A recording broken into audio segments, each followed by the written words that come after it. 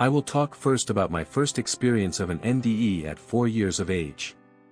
I consider there to be two types of NDE. The first type is where you are not meant to be dead, and as a result, there is a lot of this type recorded and written about. Type 2 is where you are meant to be dead and you have asked to come back for your own reasons. They come across as very different experiences. I have had both types. Type 1 at 4 years old and Type 2 at 47. I am alive because I insisted. At 4 years of age, I awoke one morning very early and decided to help my mother by cleaning her sunroom. It was very cold, so I was dressed in a winter nightgown and I turned on the little bar radiator in the sunroom to keep warm. I also had a scarf tied around my head to keep my hair out of my eyes. I bent over the radiator to dust the table, and as I did, my nightgown swung into it. The nightgown caught fire very rapidly, burning up my body. I did not notice the fire for a few moments, but when I did, I started to run, in a panic. It was about 5:30 in the morning, of a very cold winter morning. I thought that I was screaming, but I was not, apparently. For some reason my father woke up. He does not know what woke him. He saw a light in the hallway, flickering. He thought about it for a while and decided not to worry, rolling over to go back to sleep until he realized that the light was flickering. He says he jumped out of bed and ran to find me lying in the hallway ablaze. He began to beat the flames out with his hands, screaming for my mother to come help. Once I felt my father helping me, I died. I remember suddenly being surrounded by this intense light. It felt like a tunnel, but all I could see was light, almost so bright that I could not keep my eyes open. I felt or heard a rumbling noise and I walked towards that noise. Suddenly I was in a place that had a palm tree to the left of me, and in front of me were these gates that were about 50 feet wide and about 12 feet high. These gates were silver and were made up of the images of all the animals on earth, and all the plants. They were alive and moving around together. These gates are still the most beautiful things I have ever seen. There was a man waiting by the tree, not speaking, just watching me, and waiting for me to notice him. I was still, in the light. It made the ground look like a cloud, but it felt solid. I knew there was more in this place, but all I could see through the light were the gates, this man and the tree. I walked up to the man and said, "Hello." My voice echoed. He smiled at me and held out a hand. It was the hand of a workman. I took his hand, but I have no recall of warmth. Then he hugged me and walked me over to the tree where we sat. He started to talk, explaining that he was Jesus, my great-grandfather, that I was there by accident, and that I needed to go back. I asked him what for, and he told me that I had a big job to do for them all. He also told me that my future husband was waiting for me to help me. I asked what his name was, and he told me his name is Bernie. Then together we walked back to my home, and Jesus waited while I stepped back into my body. Then there was blinding pain and nothing. I spent the next 43 years regretting being here and wishing to be home. I met Bernie, and we married, thank Source for that. He is truly a reward and a soulmate, which was confirmed when I died the second time. February 15, 2009, 3:15 a.m. I awoke for no known reason and lay still for a few seconds, wondering what was wrong. As I reoriented myself and sat up, I realized straight away that something was wrong, so I turned around and looked. Although it was the middle of the night and dark, I could see perfectly well. The first thing I noticed was that I was looking at my body. The second thing I noticed was that it was as if I was staring at someone else's body. I had no real feeling towards it, which now I think is strange. I quickly realized that I was dead. I kept looking for the tunnel, but none happened. I decided then that I did not want to be dead, so I mustered my energy together as hard as I could and shook my husband, yelling at him to wake up and help me. He did. But instead of helping me, he went to the toilet, figuring that this was what woke him up, a busting bladder. I sat back and waited for him, conscious that every second made me deader. Bernie came back into the room and climbed into bed. He snuggled up to my body and realized almost straight away that I was not breathing. He turned on the light. I watched his face register shock, horror and grief, and then I knew I was in good hands. As soon as I realized that Bernie was looking after my body, I was in heaven. I think that heaven is all around us, in another dimension. I do not think that we go up or down, though we may.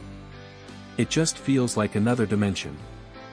The first thing I noticed was the same man was waiting for me, Jesus, but this time he was not alone, there were hundreds of people there, moving about with what seemed to be purpose to me. It was dark, like this place was in space, and I could see the tree again. There were no gates this time, but there was now a mountain that looked to be about 20 kilometers away. On the top, there was a very large living light presence. I knew that this was God or Source, and that this is why it is called the light. There were angels there as well. The easiest way to differentiate them is that they had different energy, like they were lit from within and were not quite connected to us but were benevolent to us. They did not have wings, but I could understand why they would be drawn that way. Knowledge came in suddenly, from everywhere. The easiest way again to explain is that I was a computer user going into the mainframe. My thoughts were much faster and much clearer. My IQ would have been doubled, I believe. So not only could I think faster and clearer, I could tolerate knowing more and being told more at the same time. I was able to talk to Jesus and observe my body back on earth being worked on. Jesus told me about his connection to me and told me that I had fulfilled my life job and that my reward was being called home. I felt relief and joy that I had been successful.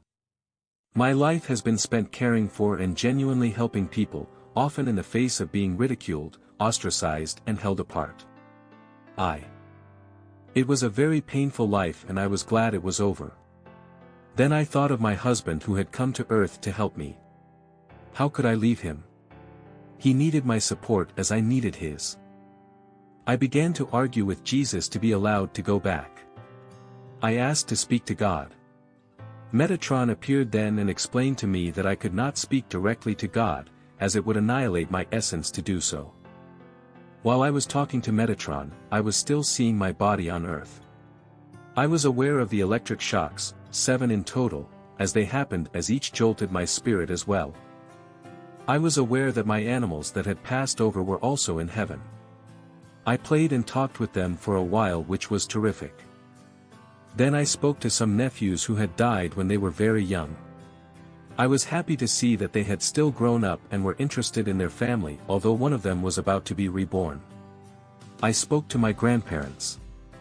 I also saw some of my past lives, with Jesus telling me about them as I viewed them.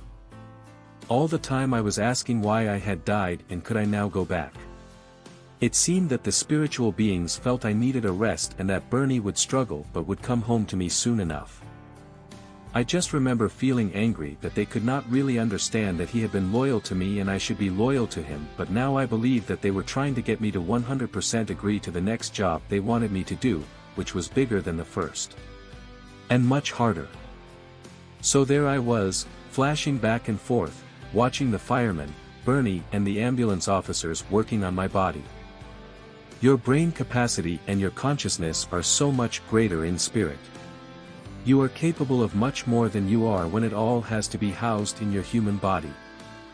I became extremely aware that the body is completely a recording system for memories and events from not only this life, but past lives where there is unfinished business. After a time I suddenly knew that if I did not go back, then I would not be able to go back. Jesus told me that now was the time to go if I was going. I only realized later that the plan must have been for me to come back, even though they told me that I was meant to stay. I think I was meant to be dead, but they knew that the choice would be mine. They were very sad to see me go. I waved goodbye to my guides, hugged Jesus and viewed God/Source again, hoping to remember what it was. I know that a lot of information was put into my brain for safekeeping so that I could not access it until my brain was healed again. Jesus told me that I would be fine, that my body would heal, and I trusted him and his truth of the situation. He has been correct even though I was dead for so long and without oxygen except for emergency procedures. I am now accessing the information that they put into me. Anyway, Jesus told me that this would be the hardest thing I have ever done. He asked me to teach, to form groups of like-minded people. He told me that I would feel sorrow and betrayal but that I would be loved. I said goodbye and stepped back into my body. My feet entered first. I have had pain walking ever since. It is like walking on knives. I feel like the Little Mermaid. I felt pain like I have never felt before. I saw a blinding flash of light. The next thing I knew it was 4 days later and I could feel Bernie next to me. I came back for you, I croaked out as I dropped the energy that I use into my brain, telling it to heal. I did not have another conscious memory for nearly 6 weeks. Thanks, Carmel.